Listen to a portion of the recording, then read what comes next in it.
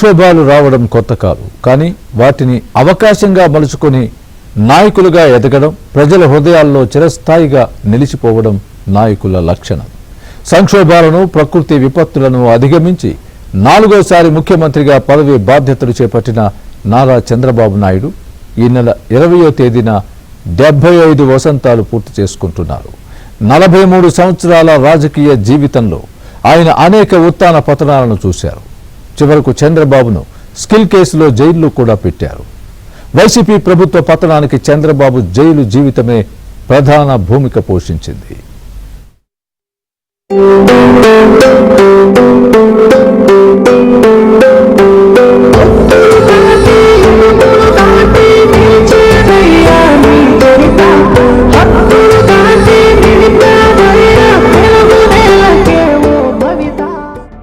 చంద్రబాబు నాయుడు 1997లో ముఖ్యమంత్రిగా ఉన్న సమయంలో సూపర్ సైక్లోన్ వచ్చింది. అప్పట్లో ఆ సూపర్ సైక్లోన్ ఒడిశా తీరాన్ని తాకడంతో పాటు ఆ రాష్ట్రాన్ని అతలాకుతలం చేస్తుందని భావించారు. దీంతో చంద్రబాబు నాయుడు ఒడిశాను ఆదుకునేందుకు ఆంధ్రప్రదేశ్ నుంచి అధికారులు సహాయ సామగ్రిని పంపారు. తుపాను రూటు మారింది, కోనసీమను తాకింది.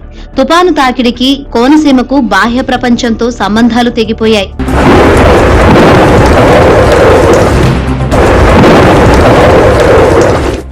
ఉమ్మడి రాష్ట్ర ముఖ్యమంత్రిగా ఉన్న చంద్రబాబు నాయుడు హైదరాబాద్ నుంచి బయలుదేరి కోనసీమకు చేరుకునేందుకు 24 గంటల సమయం పట్టిందంటే తుపాను ఏ మేరకు బీభత్సాన్ని సృష్టించిందో అర్థం చేసుకోవచ్చు.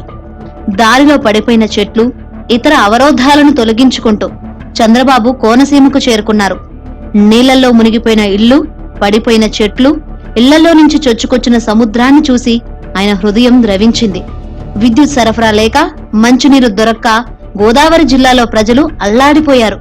దీంతో చంద్రబాబు నాయుడు 15 రోజుల పాటు కోనసీమలోనే మకాం వేసి ఉమ్మడి రాష్ట్ర సచివాలయాన్ని అక్కడకు తరలించి సాధారణ పరిస్థితులను పునరుద్ధరించే వరకు పనిచేశారు. చివరకు మంచినీరు, విద్యుత్ సరఫరా యథావిధిగా కొనసాగాయి. కోనసీమ అంటే కొబ్బరి తోటలు అని ప్రత్యేకంగా చెప్పాల్సిన పనిలేదు. పడిపోయిన కొబ్బరి చెట్లకు ఆనాడే పరిహారం ఇచ్చిన నేతగా చంద్రబాబును అందరూ ప్రశంసించారు. ముఖ్యమంత్రి స్వయంగా అక్కడ కూర్చోవడంతో కేవలం 15 రోజుల్లో పాత కోనసీమ మళ్లీ కళ్ళెదుట కనిపించింది.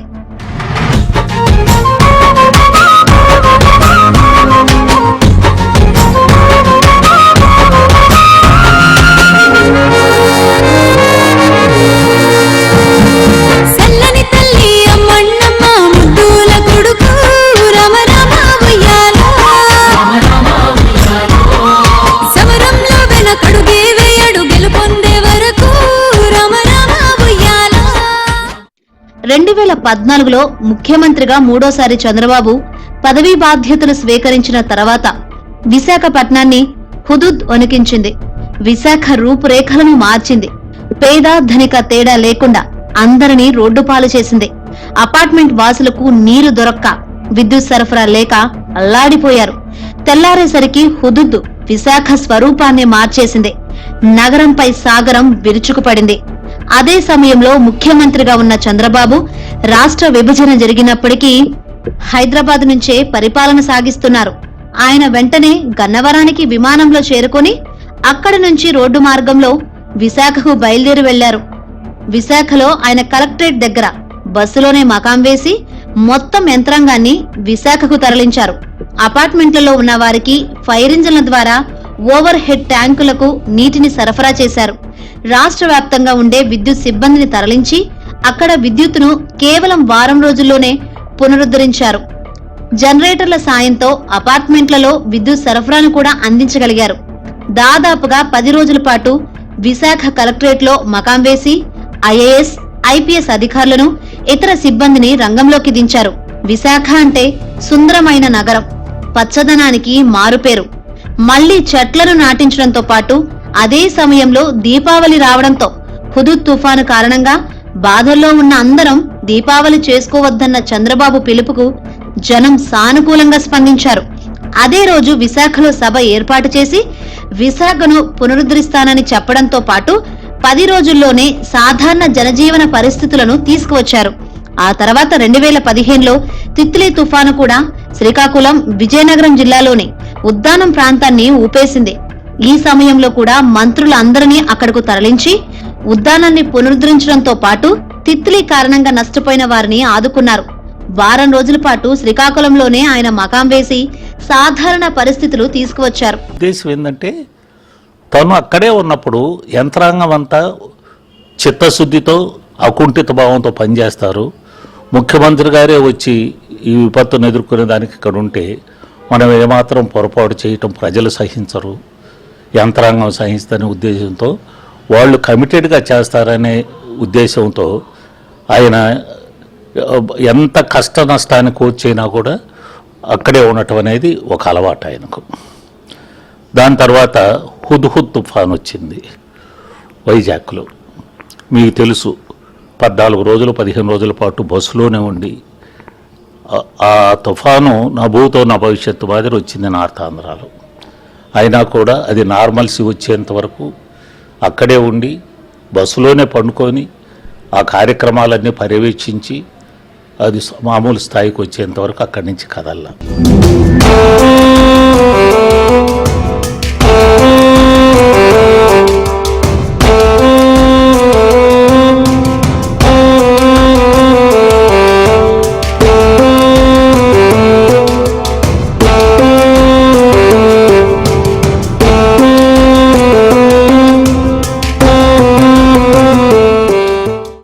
అధికారంలో ఉన్నప్పుడు మాత్రమే కాదు, ప్రతిపక్షంలో ఉన్నప్పుడైనా ప్రజల కష్టాల్లో ఉన్నారంటే వాటిని పరిష్కరించేందుకు చంద్రబాబు ముందుంటారు.